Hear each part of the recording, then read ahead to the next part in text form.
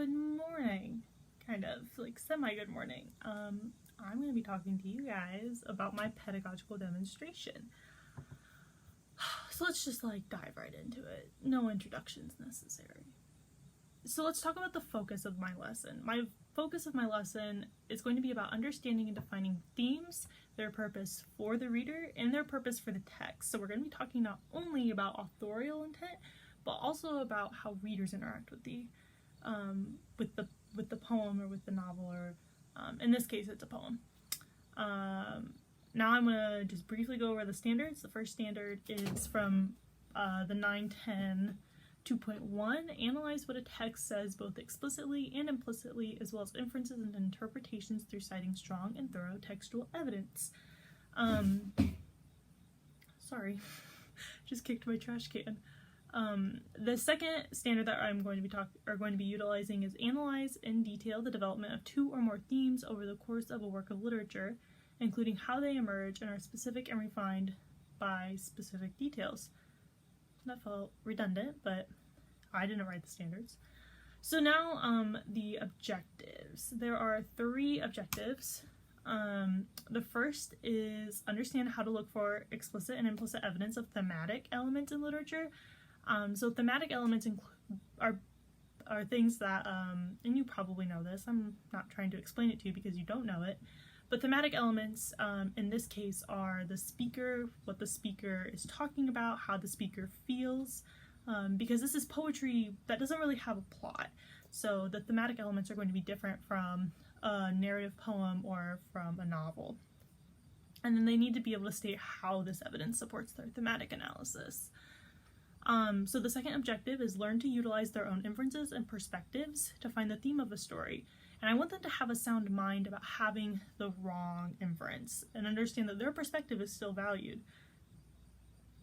Pardon me, and what I mean by that is that they have to understand how they interact with the text. How does the author intend for the audience to interact with the text? And even if they interacted with it in a way that the author didn't intend, or in this case the poet didn't intend, that doesn't mean their perspective isn't wrong. It just means that the theme that they were looking for, they didn't come up with the theme that the author intended, and their perspective is still valued. But this being about themes, they need to be able to find the authorial meaning through the discovery of the themes of the poem. So now let's get into some materials. So the first material is I have hard copies of all of the poems that I'm going to be using, but the poem that we're going to be analyzing for the purpose of theme is Do Not Go Gentle Into That Good Night, written by Dylan Thomas. I chose that poem because I freaking love it. I think it is a really accessible way for students to understand death and regret and things like that. It was also used in Interstellar, which popularized it, which I like, so students will probably hopefully recognize it. The next 4 poems are going to be used in the evaluative assignment: Still I Rise by Maya Angelou, I Look at the World by Langston Hughes, If We Must Die by Claude McKay, and The Riots by Ruben Casada. And I chose those because they all have themes of rebellion and government and citizenship, which I'll get into with the evaluative assignment. After that, it's whiteboards and markers, group tables or the grouping of desks for the purpose of student groups, paper and pencils, and drawing and coloring utensils.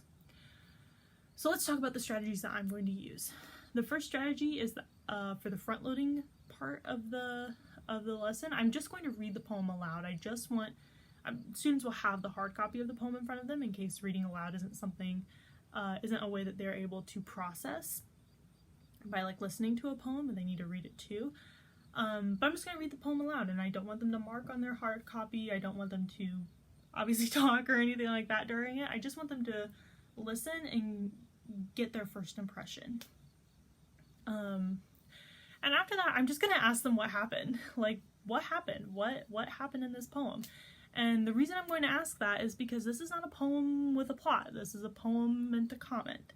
And some students may not get that right away. And so if they do, great. We're still going to move on to the second part. And if they don't, that's fine. The second part will hopefully reveal that this poem is a commentary. So I'm going to read the poem a second time, and I'm going to perform a think aloud this time. So basically I'm going to read the poem, and I'm just going to highlight and think aloud. I'm going to talk about my thoughts and my own annotations that I make while I read the poem. And so I've already done this, and I've included that in the demonstration, like the file, document, whatever. And I'm going to take time to underline each time the title, "Do not go gentle into that good night," is repeated, and the line, "Rage, rage against the dying of the light." So that way students understand that authors intend, when authors repeat a line or a phrase or a word a lot, their intent there is to make an impact. I'm also going to underline powerful or interesting words or phrases, and I'm going to let them know that these words add meaning to the poem too. So for example, I'm just going to read to you the first stanza and how I've interacted with it. So the first stanza is, "Do not go gentle into that good night. Old age should burn and rave at the close of day. Rage, rage against the dying of the light." So again, I've highlighted "Do not go gentle into that good night" in one color, "Rage, rage against the dying of the light" in another color, and then I've written like repetition next to it. And then I also underlined the words burn and rave, and I said these words are very heavy. Like, these are kind of intense words, and I wonder why the author chose such insightful language. Just so students can see what annotating a poem looks like in case they haven't done that before. Because remember, this is like 9th to 10th grade. So, this time I'm going to ask the same question again. What happened after I read it aloud and I've done the think aloud? And after students hopefully will give me, "Oh, well, the author talked about this," I'll say, "Okay, do we know who the speaker is?" Because the next questions I want to focus really on the speaker, because the speaker, in this case, is Dylan Thomas. Excuse me, I don't mean to keep burping, it just happens. So do we know who the speaker is? And what can we assume about the speaker? They talk about their dad. How do they feel about their father? How do they feel about old age? Because they talk about that too. Because at this point, I'm really trying to get students to see that the author is feeling some type of way. The author has feelings about these subjects. What is the author feeling? And in a little bit, we're going to get into like student interactions and student perspectives on these subjects. But at this point, we're mainly talking about the author, especially because we're still in that introductory phase of the lesson. Now we're going to move on to class discussion. Class discussion is vital when we're talking about analysis or deconstructing a poem in this case. And so discussion is going to run through my entire lesson. I'm going to utilize it. That's going to be my main strategy that I utilize, Socratic discussion. So after they talked about this in their group, these questions that I just posed, I'm going to ask a new question to the class. How is this poem different than a story? And what about it tells you this? Just so we can re-solidify their first answer of, okay, what happened? Because now they've been able to talk about the speaker, and so their answer may be different than the first one. And again, that's going back to that objective of, oh, your first answer may not be the answer that you want to stick with. Totally cool. Do what you gotta do. So now I'm going to read the poem a third time, and I'm going to ask them to pay attention to any words or phrases that are particularly emotional. And when I say emotional, I'm meaning, does the author want you to feel something here? And what is that emotion? Or is the author feeling some emotion, or are they trying to portray what they're feeling? So either is the author feeling something, or are they trying to convince you to feel something? And when I say read the poem, I'm basically, however that happens, students and I can talk briefly about their preference with how we read it. Is it going to be me reading it aloud? Is it going to be them reading it by themselves? Or is it going to be them reading it within their groups? I'm fine with any of these three options. And so, now that they've made these annotations about the author's emotions, I'm going to direct students to the drawing the author's emotions activity. And so this activity is of my own making. And basically, I'm going to roll out the drawing utensils, pencils, crayons, markers, what may have you. Hopefully, I will have access to that. And students are going to have a few minutes to draw or sketch out major images they read about in the poem. And I'm going to remind, there are no wrong interpretations of this activity. It's however they interpret, for example, the line, their words had forked no lightning. What does that look like? The wise men at their end know dark is right. What does that look like? And I'm going to give them about 5 minutes to do this, because this is kind of a big activity, and I'm asking them to dig deeper than, oh, what does a boat look like? No, how does this metaphoric or this interpretive image look. So once they do that heavy thing, I'm also gonna be doing this activity with them. It's important that they see that I am also a person of inquiry in our classroom of inquiry. So once we have done this, I'm going to have students write the emotion they think is attached to their image based on the emotions they identified previously in the poem. So remember, we just did annotations of emotions in the poem and how the author is trying to get you to feel or how the author is feeling. And so let's say they read that line I just said,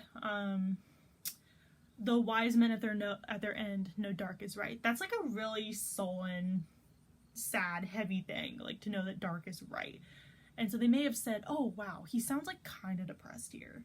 What does that look like? And can I attach, like, I drew what dark is right means, and now I can attach that emotion to it because I just did those annotations. Because again, it's important to understand authorial meaning. So now that we've done that, we're going to use those pictures in our next discussion. And I'm going to ask them to talk a little bit about, like, whoever wants to talk about their image can. And I'm going to ask, why did you attach that feeling to that image? And what about that poem made you do that? And why did you feel that that was the strongest poem? And that goes back to our objective of using evidence.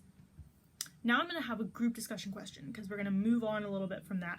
And I'm going to say, what does the speaker's language and imagery indicate about humanity? How do they feel about people? How are they vibing with other people? And they're going to discuss that in their groups. And they're going to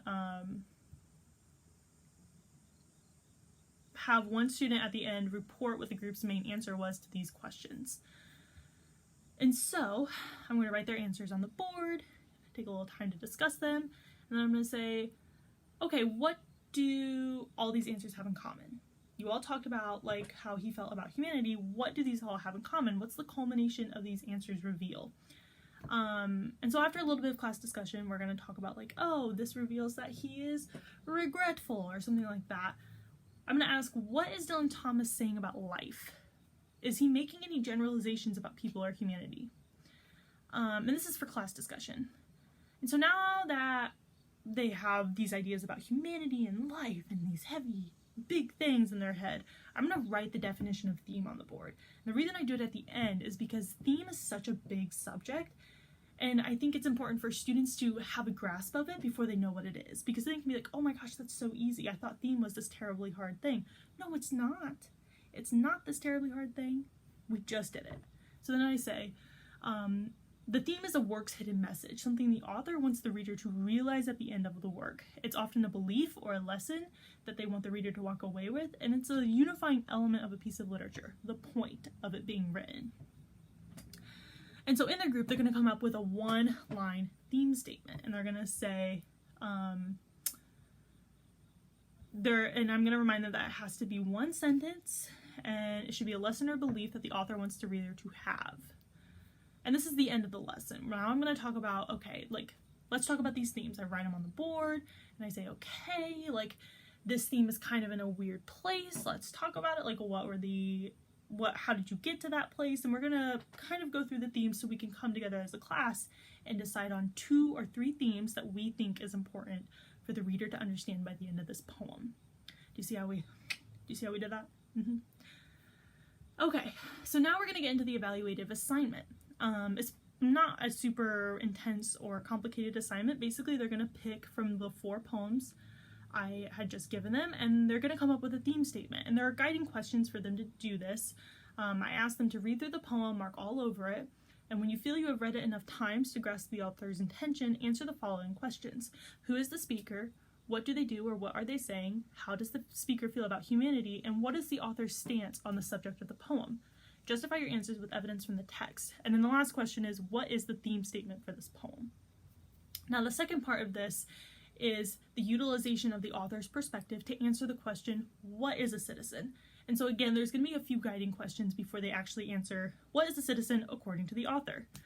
So what does the poet think a citizen is? Who in the poem is a citizen? How do they act? What do they look like? And this is in order to fit it in within the larger unit plan of what is a citizen. That's my time. Thank you so much. Bye.